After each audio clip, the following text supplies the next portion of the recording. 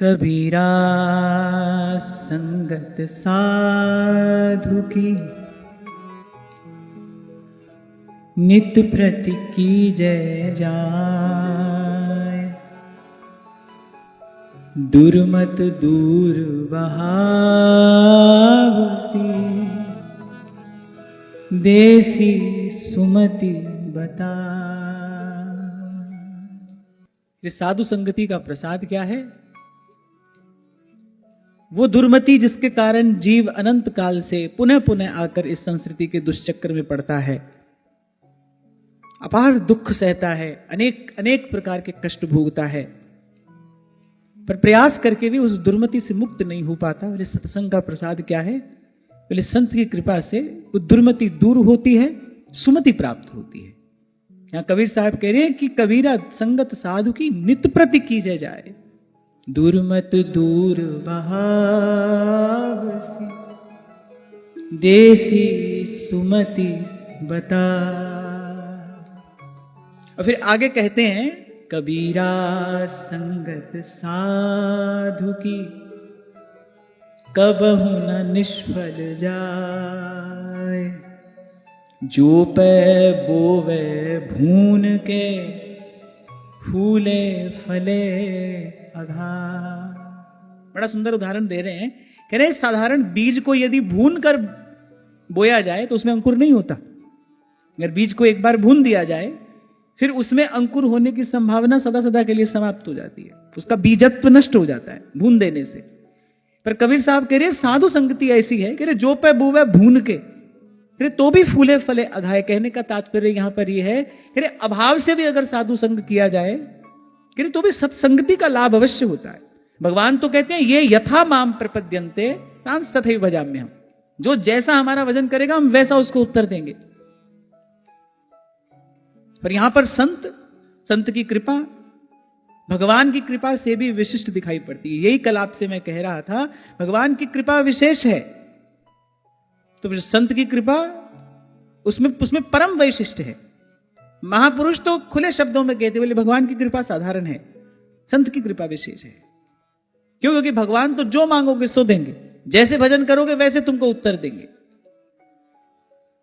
तो कह रही संत के निकट कोई यदि अभाव से भी आए, कुभाव से भी आए, दुर्भाव से भी आए, जो पे बोवे भून के, अरे इस बीज को अगर कोई भून कर भी बो दे तो भी फूले फले अघाय।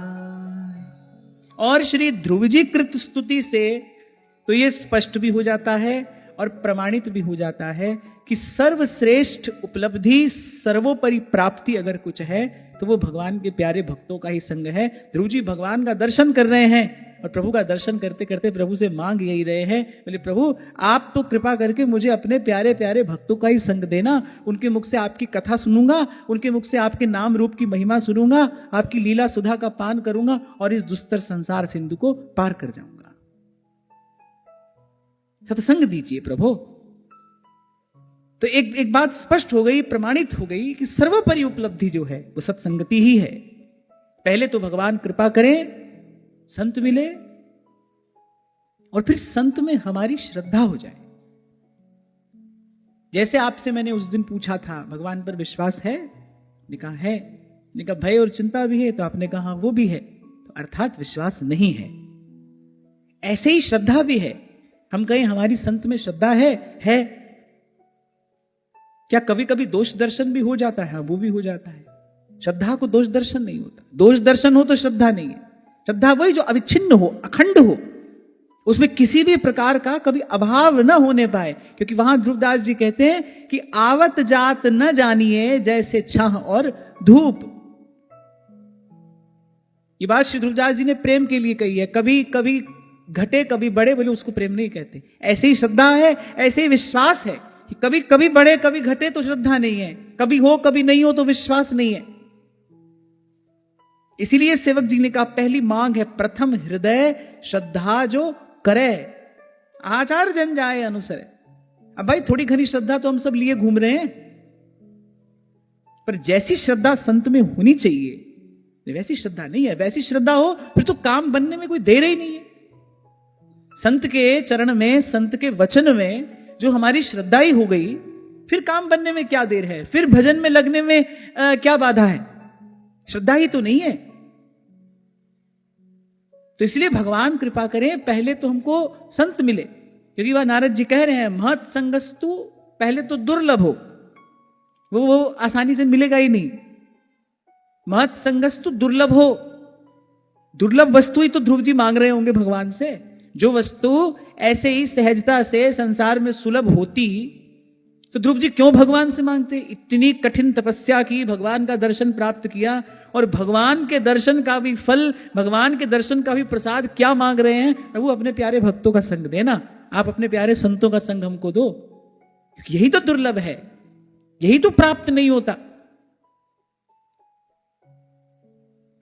अरे पता नहीं कहां, किस प्रकार, किस व्यवस्था में भगवान अपने प्यारे भक्त को, अपने संत को छिपा कर रखते हैं। मुझे तो ऐसा लगता है जिसको संत मिला, संत मिलते ही भाई सा कहती हैं, भव सागर सब सूखी गयो है, भव सागर सब सूखी गयो है, फिकर नहीं मोहे तरनन की, फिकर नहीं मोहे तरनन की, मोहे लागी लगन गुरु चरणन की, मोहे लागी लगन गुरु चरणन की। भव सागर सब सूख गए हो, भव सागर है ही नहीं तो पार जाने का प्रश्न ही कहां है? सागर हो तो पार जाने का प्रश्न, बोली यहां तो भव सागर ही नहीं है, भव सागर सब सूख गए हैं, अब किसके पार जाना है? और ये कैसे हुआ? अगर लागी लगन गुरु चरणन, संत मिला, सदगुरु मिला, तो भव सिंधु रहता ही नहीं, पार करने का कोई प्रश्न ही नहीं है। हाँ, पर ऐसा संत मिले, कोई ऐसो जो भेंट है संत, कोई मिले ऐसा, तो पहले तो भगवान की कृपा हो, संत मिले, क्योंकि नारद जी कह रहे हैं दुर्लभ हो। फिर कहा अगम्य हो, अगम अर्थात उसकी महिमा जानने में नहीं आती। सबसे बड़ी बात क्या है कि संत पहचानने में नहीं आता। जब बरसाना अष्टयाम हो रहा था, थोड़ी देर के लिए हम परम श्रद्धेय पूज्य चरण श्री विनोद बाबा जी महाराज का दर्शन करने के लिए गए। उनकी कृपा हुई, कुछ देर उनके पास बैठने को मिला, कुछ चर्चा हुई, तो उन्होंने अपने श्रीमुख से सबसे पहली बात यही कही, बोले संत कभी अपने आप को संत मानता ही नहीं, कभी नहीं मानता मैं साधु हूं।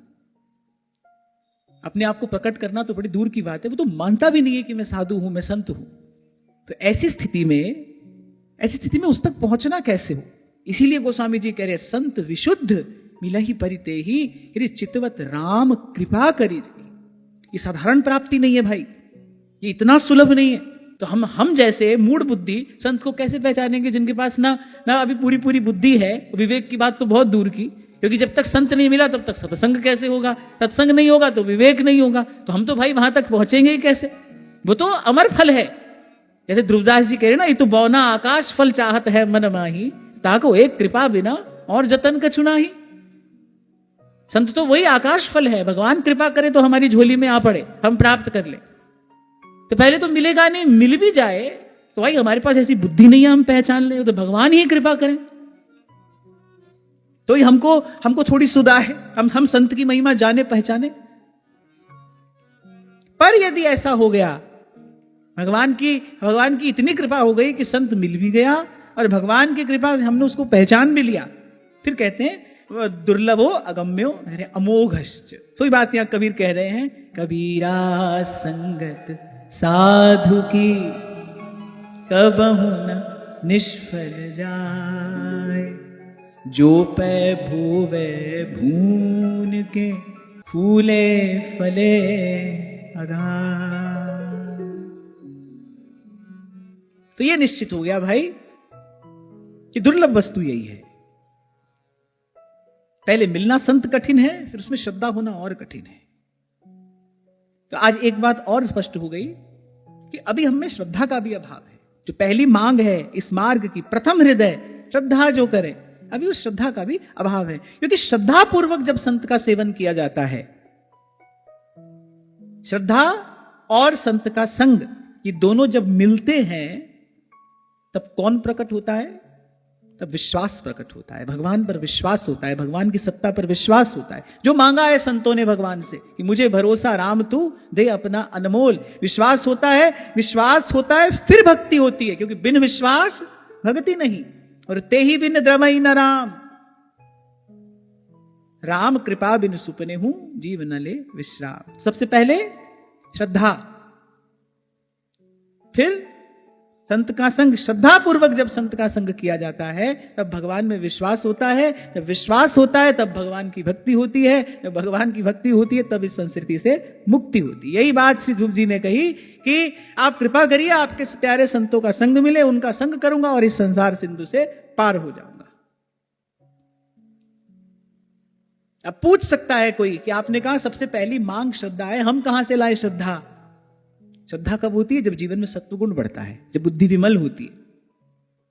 इसलिए आपको कहा जाता है, बार बार कहा जाता है, भगवान अनेक अनेक प्रसंगों में अनेक अनेक प्रकार से कह रहे हैं, अपने कर्तव्य कर्म का निष्काम भाव से पालन करना। क्या होगा? जीवन में सत्वगुण बढ़ेगा। भगवान की बनाई किसी भी व्यवस्था को आप हीन दृष्टि से मत देखिए, आप उसको हे दृष्टि से मत देखिए। किसी भी प्रकार से मन में उसके लिए कोई निंदनीय भाव ना हो। बहुत बार मैंने ऐसे देखा, मैं देखता हूं कि साधक लोग घर में रहते हैं ना, तो घर गृहस्थी के प्रति उनका बड़ी हीन भावना होती है। ऐसा ना हो, भगवान की बनाई व्यवस्था है भाई। और दूसरी सबसे बड़ी बात यह कि भाई जहां हम हैं वहां भेजने वाला कोई और थोड़ी है, कोई भगवान ने थोड़ी भेजा है। वहां हमारे अपने कर्मों का फल है, जहां हम हैं वो हमारे कर्मों का परिणाम है, निज कृत कर्म है। प्रभु ने थोड़ी भेजा है। प्रभु किसी के साथ क्यों पक्षपात करने लगे? इस बात से समाधान ना होता हो, मन को थोड़ा मरहम लगाना हो, तो फिर यही मानो कि भाई भगवान की इच्छा है, भगवान की व्यवस्था है। किसी भी दृष्टि से उसकी निंदा नहीं की जानी चाहिए, उसको स्वीकार करो। प्रारब्धवशात जो मिला है उसको पहले सहज भाव से स्वीकार करो और फिर अपनी पूरी शक्ति लगाओ अपने कर्तव्य कर्म का निष्कामता से पालन करने में। क्या परिणाम होगा? अंतःकरण शुद्ध होगा, बुद्धि विमल होगी, उसमें श्रद्धा का प्रकाश होगा। फिर उस श्रद्धा को लेकर जब संत के पास जाओगे तब भगवान पर विश्वास होगा, विश्वास प्राप्त होगा, तब भगवान की भक्ति होगी, और भक्ति होगी तो यहां से मुक्ति होगी। भाई इस संसार रूपी ग्राह से छुड़ाने वाली भगवान की भक्ति ही तो है। अच्छा, भगवान केवल भक्ति का नाता मानते हैं। कहा रघुपति सुन भामिनी बाता, मानो एक भगति। तभी तुलसी बाबा कह रहे बिन विश्वास भक्ति नहीं, और ते ही बिन द्रवहि न राम, राम कृपा बिन सुपने हूं जीव न ले विश्राम। जब तक भगवान की कृपा ना हो तब तक भाई इस जीव का समाधान होगा ही कैसे? तो ये सारी इक्वेशन समझ में आ गई ना, ये सारा संतुलन आपको समझ में आ गया ना। क्यों जगह जगह श्रीमद् भागवत में, श्रीमद् भगवत गीता में, वहां तुलसी बाबा मानस में करे धर्म ते बिरति जोग ते ज्ञाना, ज्ञान मोक्ष प्रद वेद बखाना। क्यों भगवान बार बार कह रहे हैं भाई अपने कर्तव्य का पालन करना। उससे क्या होगा? तुम्हारी बुद्धि शुद्ध होगी, उसमें श्रद्धा का प्रकाश होगा। वो लेकर जब जाओगे सत्संग में तब भगवान की सत्ता पर विश्वास होगा, तब कहीं भगवान के स्वरूप स्वभाव को जानोगे। एक तो मन है वो आपका पड़ा है द्वंद में, हाय कब यहां से बचकर भागे, कब यहां से बचकर निकले, कौन झंझट में पड़ गए, इसको कोसा उसको कोसा। अरे क्यों अपना जीवन खराब करते हो? ऐसे कुछ हाथ नहीं आने का भाई, सच बताओ, ऐसा करते हो कि नहीं करते? करते हो ना। अरे कहां आकर फंस गए हम, भगवान ने हमको कहां फंसा दिया। नहीं, भगवान ने नहीं फंसाया है भाई, भगवान तो फंसे जीव को निकालने वाले हैं, भगवान फंसाने वाले नहीं है, आप ही ने फंसाया है। फिर इसको कोसा उसको कोसा, अपनी स्थिति का जिम्मेदार, कभी इसको माना कभी उसको माना। ये ना होता तो भजन कर लेते, यहां ना होते तो भजन कर लेते। कुछ नहीं हो रहा है, आप केवल अपना समय गंवा रहे हो। ऐसा करने से समाधान नहीं होगा भाई। जहां हो वहीं से प्रसन्नता पूर्वक आपको अपनी यात्रा आरंभ करनी पड़ेगी। इसलिए मैंने आपसे कहा था धीरज के आसन पर बैठना और संतोष का जल छिड़क कर बैठना, इतना समाधान तो आपको अपना करना ही पड़ेगा। को न काऊ सुख दुख कर दाता। आप जहां हो वहां आपको किसी ने नहीं भेजा है, वहां आपको किसी ने नहीं पहुंचाया है, आपका ही कर्म है, ये उसी का परिणाम है। उल्टे पहले की हुई गलती से सीख तो नहीं रहे। ये जो गलती हुई जिसके कारण आज झंझट में फंसे हैं, पहले की हुई गलती से सीख तो ही नहीं रहे।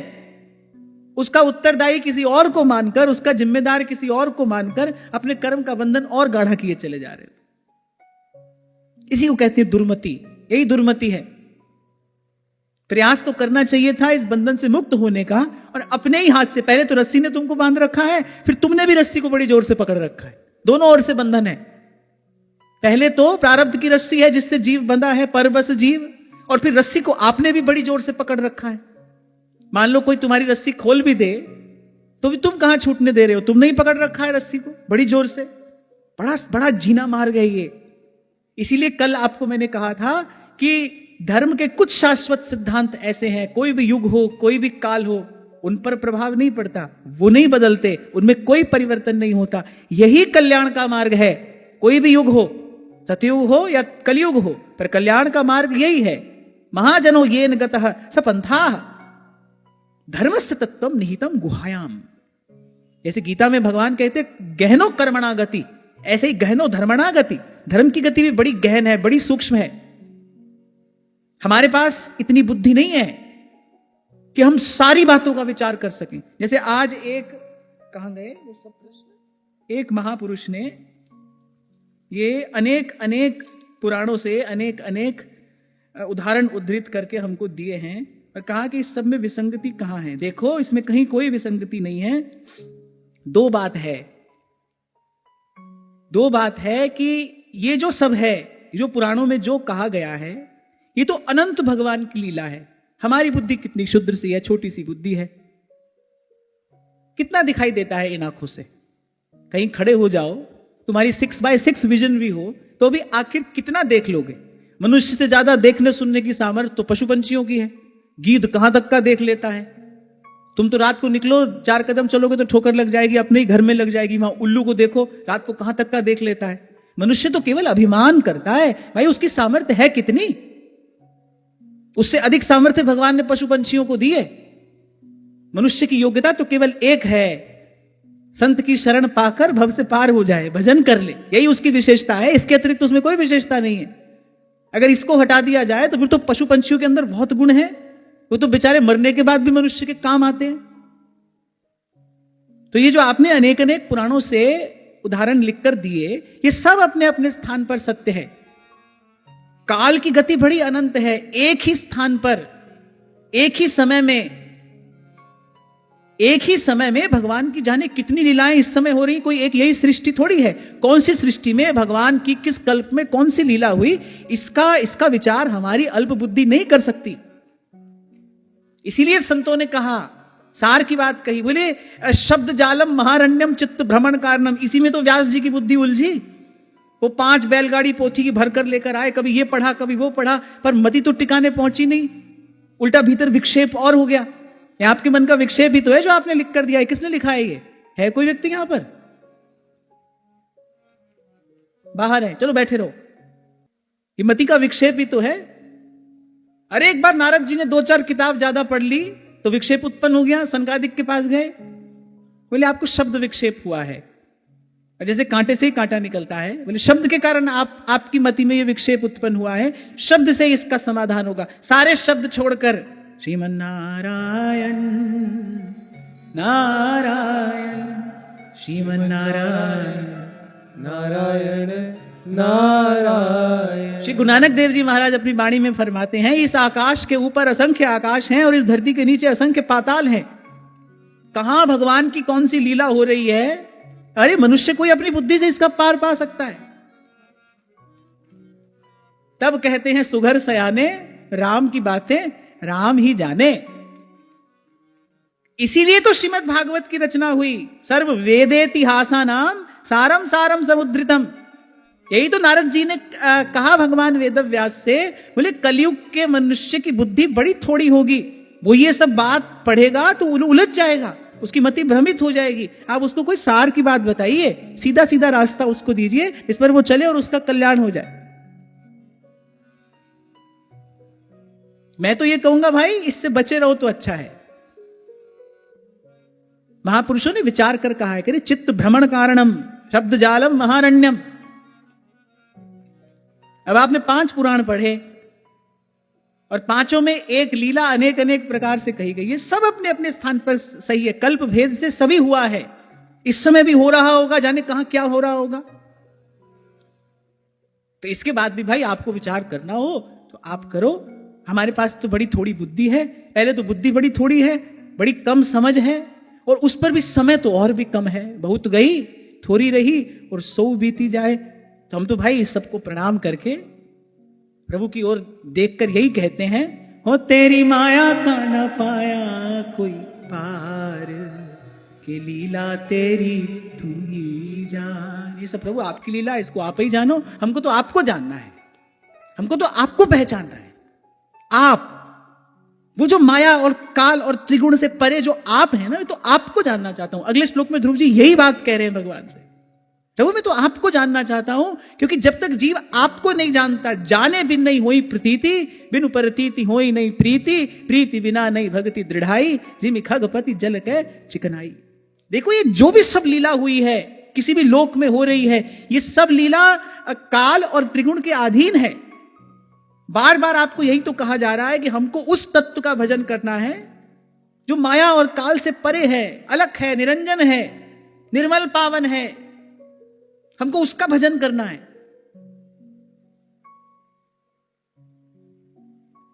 महाप्रभु जी ने श्री व्यास जी को बात करने का अवसर ही नहीं दिया। व्यास जी चर्चा शुरू करते, अब शुरू करते तो क्या होता, व्यास जी जो चर्चा शुरू कर देते क्या होता, समय खराब होता। कुछ हाथ थोड़ी आता है ये सब करके, कितनी खींचातानी करते रहो, इससे कुछ हाथ थोड़ी आता है। पूरे भारत की यात्रा कर लेने के बाद, 4 कोनों में 4 मठों की प्रतिष्ठा कर देने के बाद,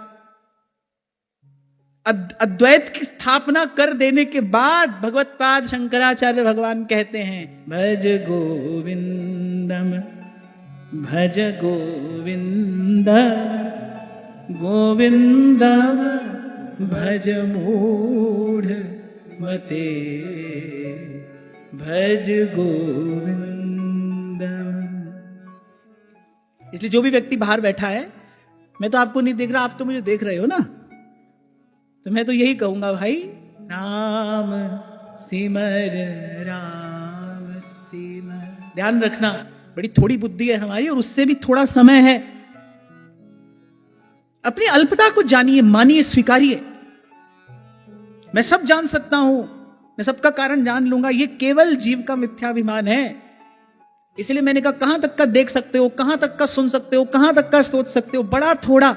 एक बार उन अनंत भगवान का विचार तो करो, अपने आप हाथ जुड़ जाएंगे, सिर झुक जाएगा।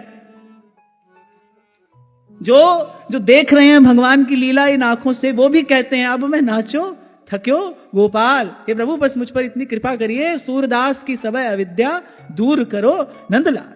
श्रीमद् भागवत में एक बड़ा महत्वपूर्ण श्लोक है, प्राय करके उस पर ध्यान कम जाता है। भगवान ब्रह्म कात्स्नर्येन त्रिरन्वीक्ष मनीषया। ब्रह्मा जी ने 3 बार वेदों को बहुत अच्छे तरीके से पढ़ा। त्रिरन्वीक्ष मनीषया।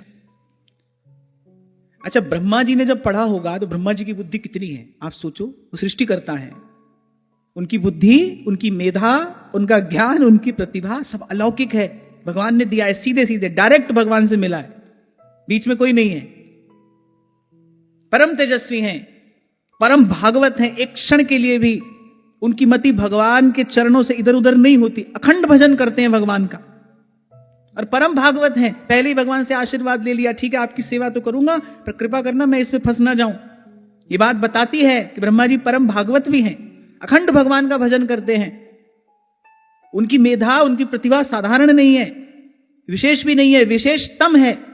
वो कहते हैं कि भगवान ब्रह्म कात्स्नर्येन त्रिरन्वीक्ष मनीषया, 3 बार वेदों को खूब अच्छे तरीके से पढ़ लिया और कहते हैं भाई इस सब का सार यही है, श्री कृष्ण के चरणों में रति हो जाए, साधन सिद्धि राम पग नेहू। तभी तो मैं कहता हूं कि ये सब ग्रंथ जो हैं आप पढ़ोगे तो इसका ठीक प्रकार से विचार नहीं कर पाओगे। कल यही चर्चा हम कर रहे थे, गुरुमुख से श्रवण करिए, गुरु आपको सार की बात निकाल कर देगा। कल ही मैं आपसे कह रहा था, बड़े बूढ़े व्यक्ति के अनुभव का सम्मान करना चाहिए। उसने कुछ अपनी आंखों से देखा है, उसने अपने जीवन में कुछ अनुभव किया है, तब वो बात कह रहा है। साधारण वयोवृद्ध व्यक्ति के अनुभव का भी आदर किया जाना चाहिए। फिर ये अनुभव तो त्रिभुवन के गुरु का है, ये अनुभव तो जगत पिता ब्रह्मा का है, सृष्टिकर्ता का है, वो पितामह है। वो कह रहे हैं, अरे 3 बार हमने देख लिया भाई, सार की बात थी, समझ में आई। माया को संग त्याग, हरिजू की शरण लाग, जगत सुख मान मिथ्या, झूठो सब साज है, राम सिमर राम। तदत्यवस्यत कूटस्थो रतिरात्मन यतो भवेत। मेरे सार की बात यह है कि प्रीति नंदनंदन से हो जाए। इसके बाद भी भाई किसी को सब पुस्तक पढ़नी हो आप पढ़ो, पर सब पढ़ने के बाद आना यहीं पर पड़ेगा। मेरे कहने का तात्पर्य यह है, आपके पास समय है, सामर्थ्य है, आप खूब पढ़ो, आपको शुभकामनाएं, और सब करने के बाद आना यहीं पर है। और मुझे ऐसा लगता है भाई, महापुरुष जब हमको सार की बात मंथन करके दे गए हैं, संतन मथ निर्णय कियो, श्रुति पुराण इतिहास, और भजमे को दोई सुघर कह हरि दास। संतों ने जब इस सब का मंथन करके हमको निर्णय दे दिया है, तो मुझे लगता है संत की बात मानकर सीधे सच्चे रास्ते पर चल देना चाहिए। सूधो चले आपने धर्म। फिर इसके लिए श्रद्धा चाहिए। जहां से चर्चा आरंभ हुई ना, श्रद्धा चाहिए। विमल बुद्धि में श्रद्धा का प्रकाश होता है। और बुद्धि विमल कैसे होती है? सत्कर्म से होती है। सत्गुण बढ़ता है जब जीवन में। मैं वापस चर्चा में प्रवेश करूं और कहकर आगे बढ़ूं, इसलिए जो जहां है वहीं पर भगवत कृपा का अनुभव करे, अपनी उस स्थिति को यथावत स्वीकार करे। और ये केवल कहने की बात नहीं है, अपनी पूरी मान्यता सादर इस भाव को दे कि भाई मेरा कल्याण इसी प्रकार से हो सकता है, इसीलिए भगवान ने मुझे इस स्थिति में रखा है, मेरा कल्याण इसी प्रकार होगा। कुछ दिन पहले किसी माता ने पूछा ना कि सब सुनते हैं, समझ भी आता है, लेकिन जब कोई प्रतिकूलता आती है, जब कोई हमारा अपमान करता है या हमारा अहित करता है, अपकार करता है, तो तब क्रोध तो आता है, तब उसके प्रति अभाव भी आता है, कभी कभी दुर्भाव भी आता है। क्यों आता है? आप कह रहे हो सुन भी रहे हैं, समझ भी रहे हैं, बुद्धि तो है, पर अभी उस पर श्रद्धा का प्रकाश नहीं हुआ है। अगर संत के वचन में श्रद्धा हो तो फिर तो उसकी पूरी बात मान लेनी चाहिए। फिर संत तो ये कह रहे हैं, भाई आपसे बार बार यही कहा जा रहा है कि जो भी व्यवस्था है वो आपके हित के लिए है, आपके मंगल के लिए, आपके कल्याण के लिए। हम में ऐसी सामर्थ्य नहीं है हम अपनी इस ओछी बुद्धि से अपने कल्याण का विचार कर सकें। भगवान करते हैं हमारे कल्याण का विचार, वो करते हैं हमारे कल्याण की व्यवस्था। उदाहरण दिया था आपको मैंने श्री स्वामी जी महाराज की वाणी। वो कहते थे, अरे लोग अपने पाप धोने मीलों तीर्थ यात्रा करके जाते हैं, कष्ट सहते हैं थोड़ा, और वो भी पाप नहीं धो पाते, पुण्य कमा कर आते हैं थोड़ा सा। बोले आपको कोई कष्ट दे रहा है, आपके निकट ही कोई ऐसा व्यक्ति आ गया है जो आपकी निंदा करता है, आलोचना करता है, आपको कष्ट देता है, पीड़ा देता है। अरे भगवान का धन्यवाद करो तो घर में गंगा आ गई, थोड़ा समय सहन कर लो, शुद्ध हो जाओगे। पीड़ा सहकर व्यक्ति शुद्ध होता है। महापुरुषों का कहना है पीड़ा आत्मा का स्नान है, घबराओ मत, भगवान है। और मैंने सदा कहा भगवान सदा संग हैं और सदा सहाय हैं। लागन नहीं देत कहूं समर आज ताती। आप प्रभु की ओर देखते हुए उस स्थिति के प्रति अपना समर्पण करिए, किंतु परंतु ना करिए। इसीलिए तो कबीर कहते हैं, भक्ति करे कोई सूरमा। बड़ा साहस चाहिए किसी पर मर मिट जाने के लिए, किसी पर न्यौछावर हो जाने के लिए बड़ा साहस चाहिए। अपने आप को भुला देना, अपने आप को मिटा देना, गला देना, इससे बड़ा शूरवीरता का कार्य और क्या हो सकता है। श्रवण कीर्तन स्मरण अर्चन वंदन आदि कर लेने के बाद पहुंचता कहां है व्यक्ति? यही आत्म निवेदन के सोपान पर ही तो पहुंचता है। भगवान के चरणों में समर्पण कर दिया, तेरा तुझको सौंपते अब क्या लागत है मोर। कि आत्म निवेदन के ही शब्द हैं कि जी देकर जी के सुख दुख की चर्चा किस मुख कहिए। अरे मैंने आपको अपना हृदय दिया है, अब अपने अपने हृदय का सुख दुख आपसे क्या निवेदन करूं। महाराज बाणी में कहते ना, तेरा पाना मीठा लागे। मेरे राम राय, मेरे राम राय, जू राखे क्यों रही है।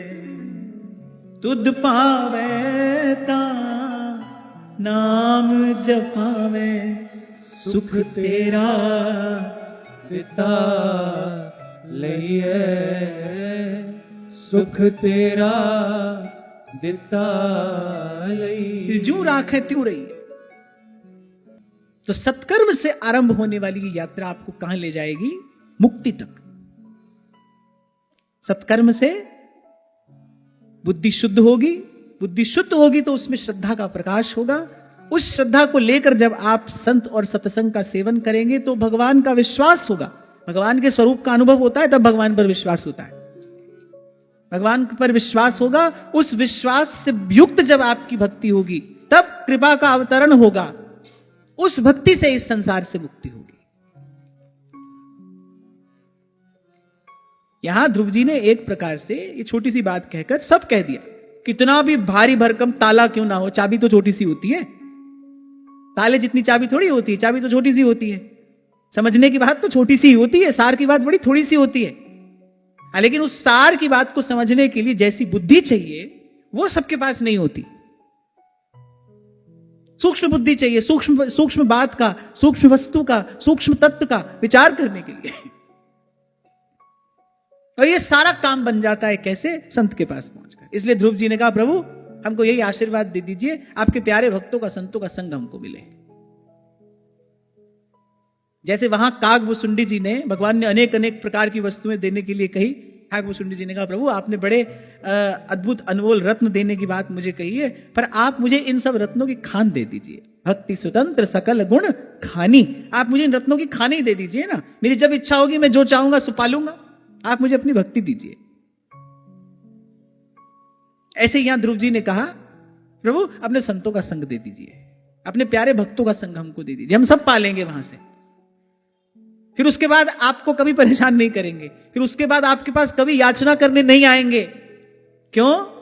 कह रे दास मिले हरिदासा, जन्म जन्म की पूरी आशा, जन्म जन्म की पूरी आशा।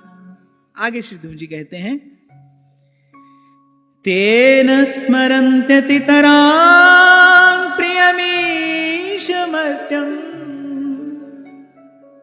ये चान्मदः सुत सुहृद गृहवित्तदाराः, ये त्वज्जनाभ भवदीय पदारविन्द, सौगन्ध्य लुब्ध हृदयेषु कृत प्रसंगा। श्री ध्रुव जी ने कहा, हे कमल नयन, जिनका चित्त आपके चरण कमल की सुगंध में लुभाया है, उन महानुभावों का जो लोग संग करते हैं ना, वो अपने इस अत्यंत प्रिय शरीर और इसके संबंधी पुत्र मित्र ग्रह और स्त्री आदि की भी सुध नहीं करते। यहां ध्रुव जी ये कहना चाह रहे हैं, हे प्रभु, ऐसे भक्त जो सतत निरंतर आपके श्री चरणारविंद का भजन करते हैं, जिनका मन मधुकर हो गया है, आपके चरण कमलों पर ही मंडराता रहता है, बोले उनका संग करने वालों की भी जो देह गेह की आसक्ति है, ममता है, वो नष्ट हो जाती है। तभी श्री स्वामी जी महाराज कह रहे हैं, कै हित की जय साधु संगति सो, साधु संगति सो, जावे कल्मष जी को कमल नयन सो, कमल नयन सो। अरे संत का शब्द जब पड़ता है कान में, संत के शब्द की जब चोट लगती है, तब सोया जीव जगता है। उसको समझ में आती है कि दिवस 4 के हला भला में तू कहां लेगा लाद। चोलो जीवे तोलो हरि भजरे मन, और बात सब बाद। आपको कहा था ना मैंने, जब पहली बार मैंने ये शब्द पढ़े तो भीतर एकदम हलचल सी हो गई थी। क्या है? संत के शब्द की ऊर्जा है। सदगुरु मेरा सूरमा फिर करे शब्द की चोट, शब्द बाण उर अंतर लागे, बींध दिया तन सारा, नाम रंग डारा, नाम रंग डारा मुँह पे श्याम रंग डारा। संत का शब्द चोट करता है।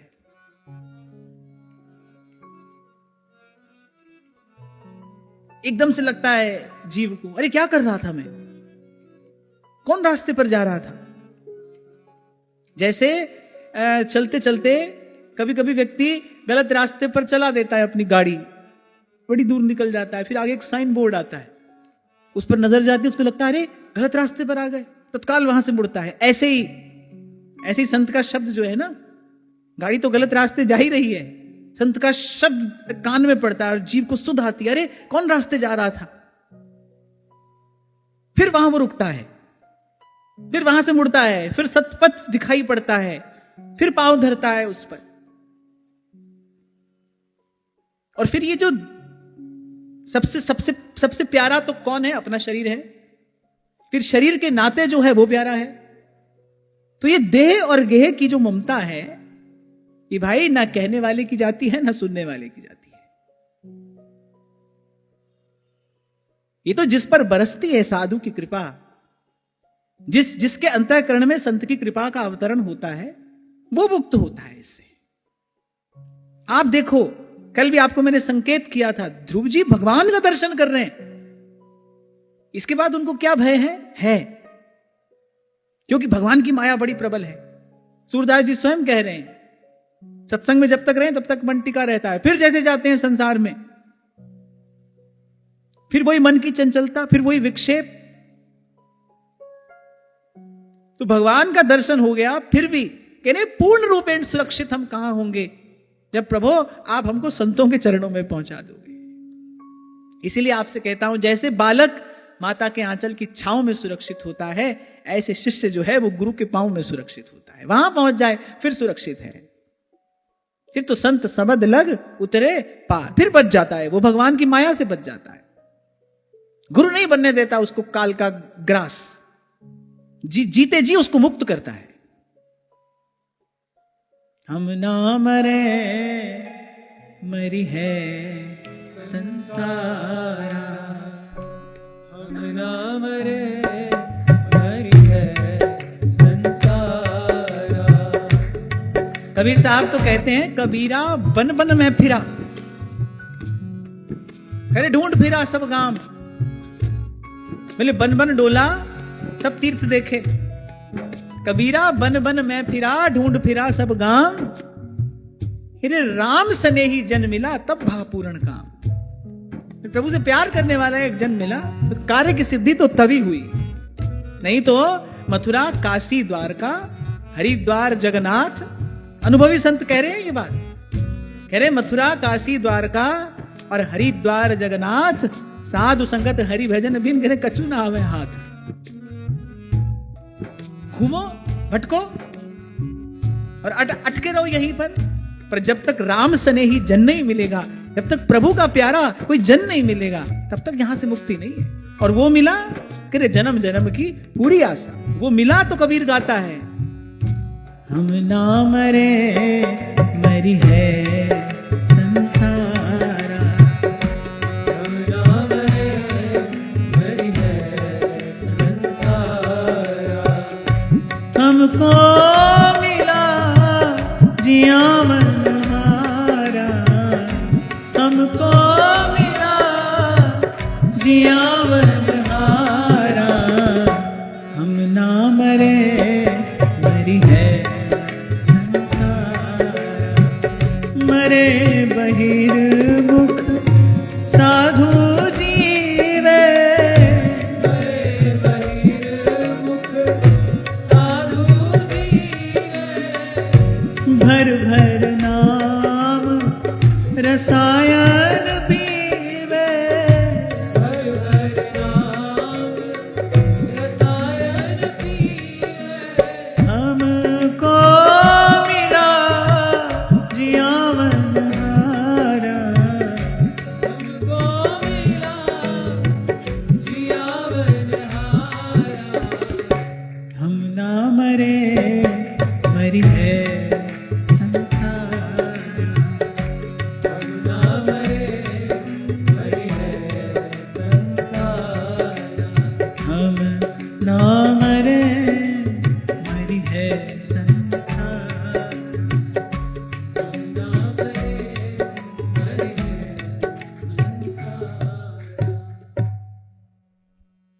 नहीं तो भाई हम दूर क्यों जाएं, हम अपने आप को ही देखें। बरसों हो गए सत्संग सुनते सुनते, ना अभी श्रद्धा पूरी हुई, ना प्रभु पर विश्वास पूरा हुआ। हमारी ये गति है, हमारी ये दशा है, तो जो व्यवहार में लिप्त है उसकी तो क्या ही दशा होगी।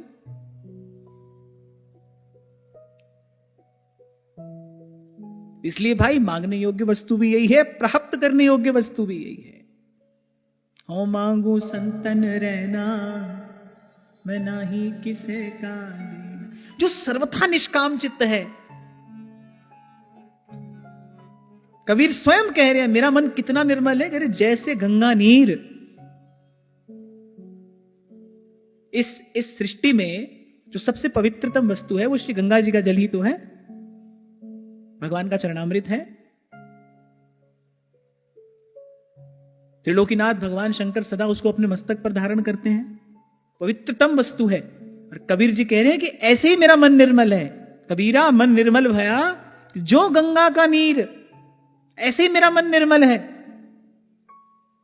पर ऐसे सर्वथा निष्काम और निर्मल चित्त में भी ये भावना तो है ना, हो मांगू संतन रहना, मैं नाही किसे का देना।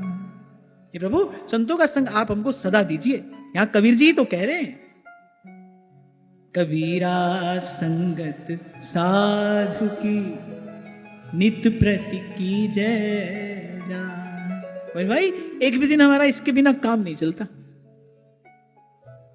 ये साधु संग बिना हमारा प्राण तिसाया मरे है, इसके बिना हमारा काम नहीं चलता भाई। ये व्यवस्था प्रभु करिए आप हमारे लिए कृपा करके। मोहे सदा राखो निज रसिकन के संग में। मैं तो यहां तक कहूंगा कि जन्म जन्मांतर के अघ, अमंगल, अभाव एक सत्संग की कृपा से दूर हो जाते हैं। आपकी श्रद्धा हो जाए, आपके जीवन में सत्कर्म हो, संयम हो, आपकी श्रद्धा हो जाए सत्संग में, तो सद्गुरु मिला तो सब मिला। मैं फिर दोहरा रहा हूं, जन्म जन्मांतर के अघ, अमंगल, अभाव सब सत्संग की कृपा से दूर होते हैं। कहा न होई सत्संगते, देखो तिल और तेल, उसी को प्राप्त करके व्यास जी ने गाया, जैसे सुख मोहन हम ही दिखावत, जैसे सुख मोहन हम ही दिखावत। और उठो देखो, चारों ओर दृष्टि दौड़ाओ। अगर सदा आनंद कहीं मिलेगा तो वो हरि भक्तों के ही पास मिलेगा। संसार में रहते हुए इस दुस्तर संसार सिंधु के मध्य में सुख दुख से अछूते, न सुख छूता है न दुख छूता है, न लेना न देना मगन रहना, ऐसा अगर कोई मिला आपको तो भगवान का भक्त ही तो होगा। व्यास जी कहते हैं सदा हरि भक्तन के आनंद, बोले उनके यहां सदा आनंद है। जिन्होंने उस अखंड अछेद अभेद का पता पा लिया, उनके सुख आनंद में कोई छिद्र कैसे होगा, उनके सुख आनंद में कोई बाधा कैसे होगी। बस ये भगवान की प्रबल माया है और हमारे जीवन का अभाव है। इतनी संतों की महिमा सुनते हैं, सुन रहे हैं, इतनी सत्संग की महिमा सुनते हैं, सुन रहे हैं, पर फिर भी जाने कैसा मन बुद्धि हमारी है कि जैसी श्रद्धा विश्वास होना चाहिए वैसा अब तक हम प्राप्त नहीं कर पाए। हमारी दुर्मति दूर हुई नहीं। तो यहां श्री ध्रुव जी ने कहा, हे प्रभु जिनका मन मधुकर हो गया है, आपके चरण कमलों पर ही मंडराता रहता है, उन महानुभावों का जो लोग संग करते हैं, बोले वे अपने इस अत्यंत प्रिय शरीर और इसके संबंधी पुत्र मित्र ग्रह स्त्री आदि की भी सुध नहीं करते। बोले वो दे गे की ममता से मुक्त हो जाते हैं। और फिर आगे ध्रुव जी ने कहा, प्रभु मैं तो केवल अपनी स्थूल बुद्धि से आपके इस स्थूल स्वरूप को ही जान पाया हूं। ये जो सब आंख से दिखाई पड़ता है, यही समझ में आया आपकी कृपा से कि ये सब आपका ही स्वरूप है। ये सारा विश्व ये आपकी ही मूर्ति है, ये आपसे ही है, आप में ही है, आपका ही है। इसके एकमात्र स्वामी भी आप हैं, इसके एकमात्र आधार भी आप हैं। जिस सामग्री से ये सृष्टि बनी है वो सामग्री भी आप ही हैं। इसलिए संसार को ध्रुव जी क्या कहते हैं, कह रहे सत सदात्मक ये जो विश्व है, सद माने सत्य, असद माने झूठ, तो ये सत सदात्मक है। भगवान की माया भी कैसी, सत सदात्मिका भगवान की माया है। जो प्रकृति है कि सत सदात्मिका, ऐसी संसार है भी नहीं भी, एक साथ ही तो है बिल्कुल। जो इस क्षण है वो अगले क्षण नहीं है। अगर आप कभी शांत होकर इस अस्तित्व का अनुभव करो, काल की गति का यदि आप अनुभव करो, आप देखो इस क्षण जो है वो अगले क्षण नहीं है। अभी पिछले क्षण तो आपने अनुभव किया है, तो आप ये कैसे कह सकते हो कि वो नहीं था? वो था पर अब नहीं है। इसीलिए महादेव ने सरल शब्दों में कहा, सत हरि भजन जगत सब सपना। ध्रुव जी ने कहा, प्रभु मैं तो अभी आपके इस विश्वरूप को ही जानता हूं, पर आपका वो जो माया काल और त्रिगुण से परे वो जो सत्य चित्त आनंद विशुद्ध स्वरूप है, वो जो निरावृत रस स्वरूप है, ध्रुव जी ने कहा वो मुझे पता नहीं है। अच्छा देखो, ये ध्रुव जी की वाक चातुरी है। ये तो पता है कि आपका कोई ऐसा स्वरूप है, ये पता नहीं है कि वो कैसा है, क्योंकि जिसको ये पता है कि वो है, उसको ये भी पता होगा कि वो कैसा है। क्योंकि भगवान के स्वरूप का जब ज्ञान होता है तो अपूर्ण ज्ञान नहीं होता, अधूरा ज्ञान नहीं होता। जो ये जानता है कि माया काल और त्रिगुण से परे भगवान का कोई विशुद्ध स्वरूप है, वो ये भी अवश्य जानता होगा कि वो स्वरूप कैसा है। ये तो ध्रुव जी की दीनता है, ध्रुव जी की विनम्रता है। और यहां एक बात दर्शनीय है कि जो भगवान को जानता है वो ऐसा ही दीन होता है, जानकर भी कहता है मैं नहीं जानता। ज्ञान त्यान किछ करम ना जाना, सार ना जाना। श्री महाप्रभु से भी निकट कोई होगा श्री प्रिया जी के? उनके जैसा, उनके रूप रस का पान करने वाला और कौन है? पर वो भी कहते हैं, तेरो रूप कहत नहीं आवे, जय श्री हित हरिवंश कछुक जस गावे। वृंदावन की महिमा गाते हैं तो कहते हैं प्रथम यथामति प्रणव। वो ये नहीं कह रहे कि मैंने पूरी पूरी महिमा गा दी है, कह रहे यथामति प्रणव, जैसी मेरी मति है। यथामति प्रणव श्री वृंदावन अतिरम्य, श्री राधिका कृपा बिनु सबके मनन अगम्य। तो जो जानते हैं महापुरुष, उनका स्वरूप स्वभाव, उनकी वाणी, उनका भाव ऐसा ही होता है। जहां से आज चर्चा आरंभ हुई, संत को पहचानना क्यों कठिन है? क्योंकि भाई वो तो अपने आप को छिपा कर रखता है, वो तो कभी किसी को बताता नहीं मैं संत हूं, वो तो कभी अपने मुख से ये कह ही नहीं सकता है कि मैं भगवान का भक्त हूं। अरे जो दिन रात लीला रस का पान कर रहे हैं, सारे सारे संसार को करा रहे हैं, उनको जब भी उनसे पूछो आपका परिचय क्या है, आप भगवान की लीला गा रहे हो, आप कौन हो? तो जैसे नारा लगाया जाता है ना, ऐसे कहते हैं, हों सब पतितन को राजा, हों सब पतितन को नायक। जो भगवान की लीला का दर्शन कर रहे हैं और सबको करा रहे हैं, वो तो अपना परिचय ये दे रहे हैं, हों प्रसिद्ध पात की, तू पाप पुंज हारी, तू दयालु दीन हो। आप उत्तरकांड के उस दोहे का विचार करिए, जब श्री काकभुसुंडी कहते हैं कि यद्यपि सब विधिहीन, तात आज मैं धन्य अति, यद्यपि सब विधिहीन, निज जन जानी राम मोहे, संत समागम दीन, संत समागम दीन। और वहां गरुड़ जी जब प्रणति निवेदन करते हैं, जब कृतज्ञता अभिव्यक्त करते हैं, तो काकभुसुंडी कहते हैं कि आप मेरी ओर देखिए तो सही, मुझ में भी किसी प्रकार का कोई गुण, कोई श्रेष्ठता, कोई बड़ाई हो सकती है, मैं भी किसी योग्य हूं क्या? एक बार मेरी ओर देखिए तो सही। ये तो शील निधान श्री रघुनाथ जी की कृपा है। पहले वो ऐसे ही अपने जन को बढ़ाई दिया करते हैं, ऐसे अपने जन को देते हैं बढ़ाई। तो शील निधान मेरे प्रभु की कृपा है। अरे मेरी ओर देखो, मुझ में भी कोई गुण हो सकता है, मुझ में भी कोई श्रेष्ठता हो सकती है। फिर निज जन जान राम मोहे, संत समागम दीन। संत तो ऐसा होता है, कभी अपने मुख से कह ही नहीं सकता कि मैं संत हूं, मैं भक्त हूं। यही तो प्रेम का स्वभाव है। अरे लोक की लीला में प्रिया जी कहती हैं, ये बात स्वयं श्री वृषभानु नंदिनी कहती है कि हे सखी, सूरदास जी का पद है, इसमें मुझे स्मरण नहीं आ रहा। प्रिया जी कहती हैं, अरे इसी कारण तो नंद नंदन ने मुझे त्याग दिया। मैं अनेक अनेक प्रयास करके भी अपने हृदय को बोले श्याम सुंदर के योग्य कहां बना पाई। प्रीति का तो मुझ में नितांत अभाव है। जिनके नाम आभास मात्र से हृदय में कृष्ण प्रेम का संचार हो जाता है, वो प्रिया जी कहती है प्रीति का तो मुझ में नितांत अभाव है। ये प्रेम का स्वभाव है भाई, ये भक्ति का ऐसा ही स्वभाव है। वो जिस हृदय में होगी, क्योंकि वो दीनता के आसन पर विराजमान होती है। भक्त कभी मान ही नहीं सकता कि मैं भगवान का भक्त हूं। वो कभी नहीं कह सकता है कि मैं संत हूं। तभी तो बार बार आपसे कहता हूं, पहचानना संत को। कौन होता है संत? आप लाख बार प्रणाम दोगे, वो 1,00,001 बार आपका प्रणाम भगवान को ही निवेदन करेगा। कहो नानक सब तेरी वड्याई, कि कोई नाम न जाने मेरा। पहली बात ध्रुव जी ने अपनी स्तुति में यही कि प्रभु जान लिया मैंने, ये जो हाथ पैर भी हिलते हैं ना, ये भी आप ही की शक्ति है। कोई आप तक तो पहुंच ही कैसे सकता है आपकी कृपा के बिना। आप जब माला करते हो, वो जो आपकी उंगली एक मन का हिलाती है ना, वो भगवान की शक्ति से हो रहा है। आपको एक बात और कही थी मैंने गत सत्र में, भगवान का नाम जो है वो प्राकृत है कि अप्राकृत है? अप्राकृत है ना, चिन्मय है। ये जो शरीर है, ये जो हमारा मन बुद्धि है, ये प्राकृत है कि अप्राकृत है? ये तो सब प्राकृत है। तो ये प्राकृत अप्राकृत तक कैसे पहुंच जाता है?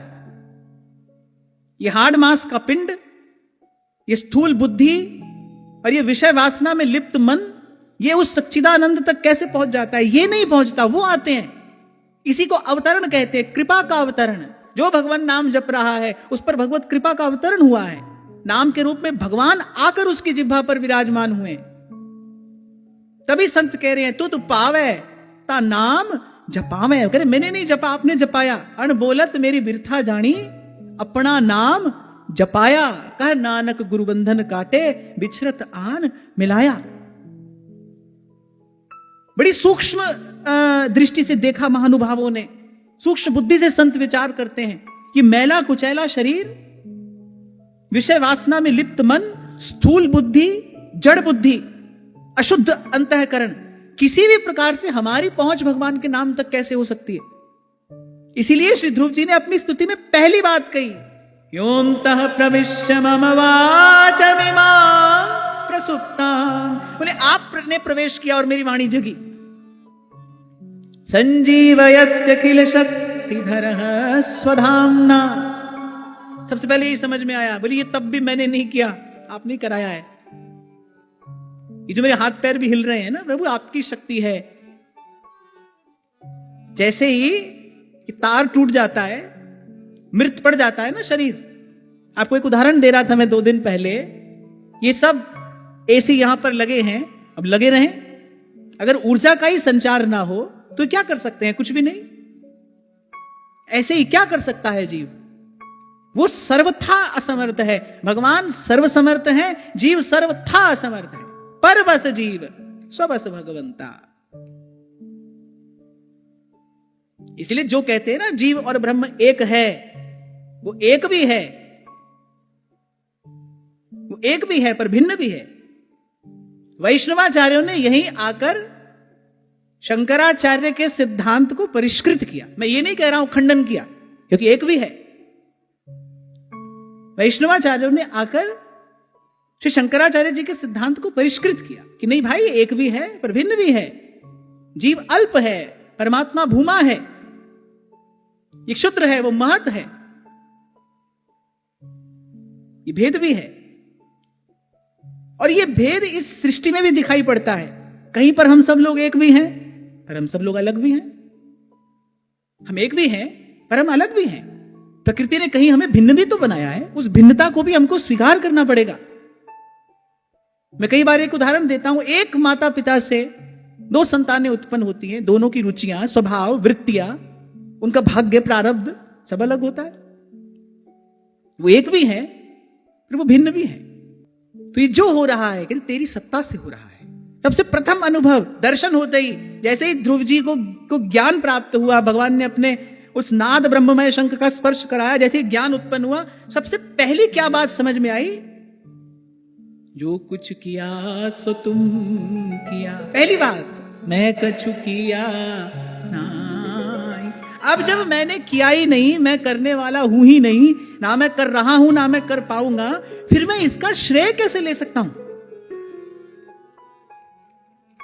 आप कहो कि आपको प्रणाम करेंगे, आपकी पूजा करेंगे, आप अपने मन की भावनाएं अपने पास रखो, पर मैं आपसे स्वीकार नहीं कर सकता, एक बार भी नहीं कर सकता। क्यों? क्योंकि करने वाला मैं हूं ही नहीं, करने वाला कोई और है, कोई करा रहा है।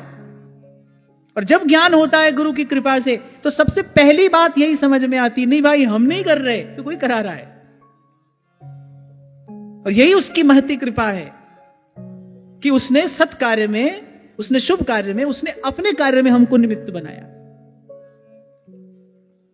आप देखो, मरा तो दुर्योधन भी और गया अर्जुन भी, दोनों ही तो गए, यहां तो कोई नहीं रहा ना। एक सब कीर्ति लेकर गया, आज तक उसकी कीर्ति कौमुदी का नर्दन हो रहा है 10 दिशाओं में। उसके बाद किसी ने अपनी संतान का नाम दुर्योधन नहीं रखा होगा। दुर्योधन सिंह, दुर्योधन दास तो आपने कभी नहीं सुना ना। अर्जुन तो बहुत सुना, सव्यसाची सुना, पार्थ सुना, सब सुना, दुर्योधन नहीं सुना। वो सब कीर्ति लेकर गया, गए तो दोनों ही, और एक उसने सब कुछ गंवा दिया, यश गंवाया, श्री गंवाई, कीर्ति गंवाई, जीवन गंवाया, सब कुछ गंवा दिया। किस लिए?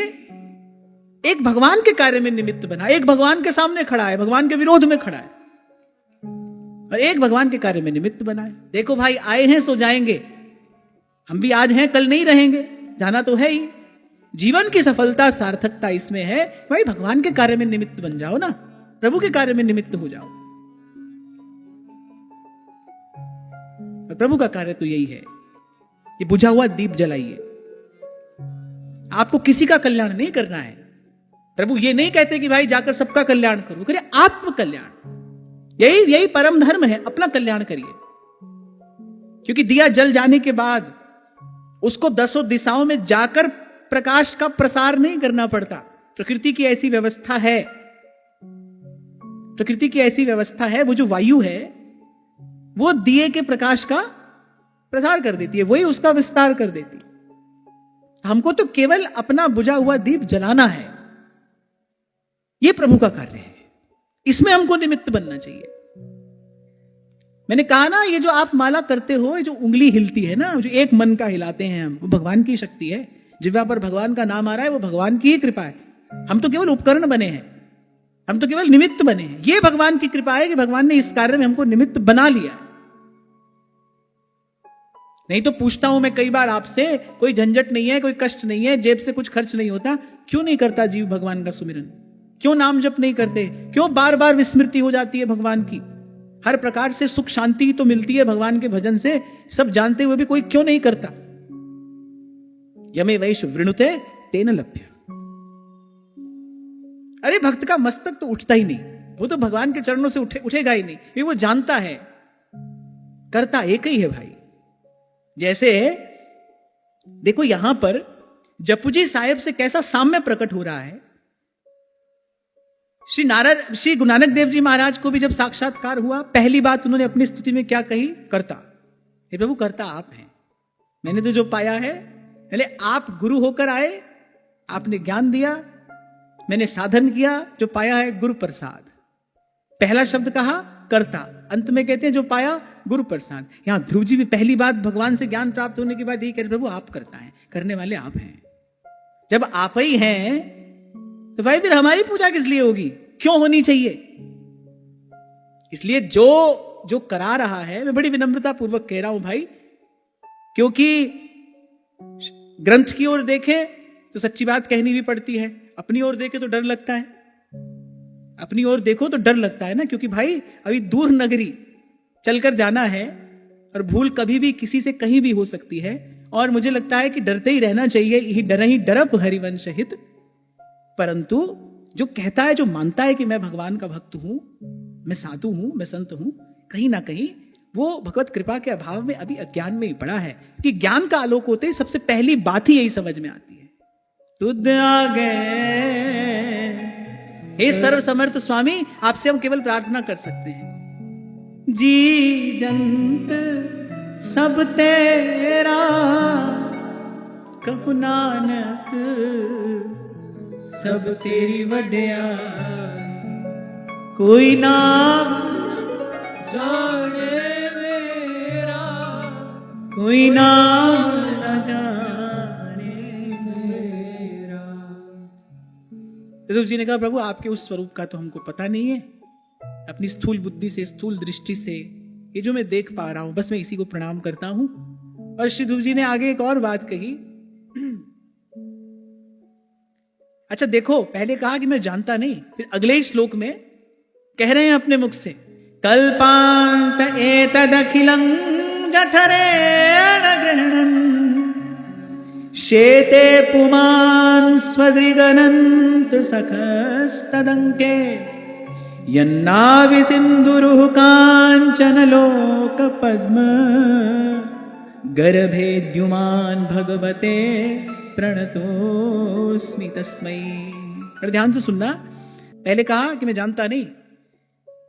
आप देखो सब संत ऐसे ही कहते हैं, अरे हम कुछ जानते नहीं, गा भी रहे हैं भगवान की महिमा, भगवान के स्वरूप का प्रकाश भी कर रहे हैं, पर करे नहीं हम जानते नहीं, हम नहीं जानते।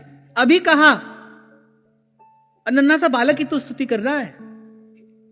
ध्रुव जी ने कहा जहां मन वाणी की गति नहीं है, तो प्रभु उस स्वरूप का मुझे पता नहीं है, मैं उस स्वरूप को जानता नहीं। पहले कहा और फिर अगले श्लोक में कह रहे हैं ये जानता हूं, मैं ये जानता हूं, सृष्टि से पहले भी जो था और सृष्टि के बाद भी जो रहेगा, जिनके नाभि कमल से ब्रह्मा जी उत्पन्न हुए और जिन्होंने सारी सृष्टि की रचना की, बोले वो आप ही हैं। अभी कह रहे थे नहीं मुझे पता नहीं, अब कह रहे नहीं प्रभु आप ही हैं। ऐसा ही भगवान का स्वरूप है। कई बार कहता हूं ना मैं आपसे, कहा भी नहीं जाता। गोस्वामी जी कहते इदमित्थम कही जाए न सोई, कहा भी नहीं जाता, और तदपि कहे बिन रहा न कोई, और कहे बिना रहा भी नहीं जाता। ये काचो पारो है, खाए नहीं पची। पर यहां महापुरुषों के दैन्य का दर्शन होता है, यहां महापुरुषों की विनम्रता का दर्शन होता है, यहां इस सिद्धांत की प्रतिष्ठा होती है, जो जानता है वो कभी नहीं कहेगा मैं जानता हूं। इसीलिए बुद्ध जन कहते हैं भीखा बात अघन की, कहन सुनन की नाही,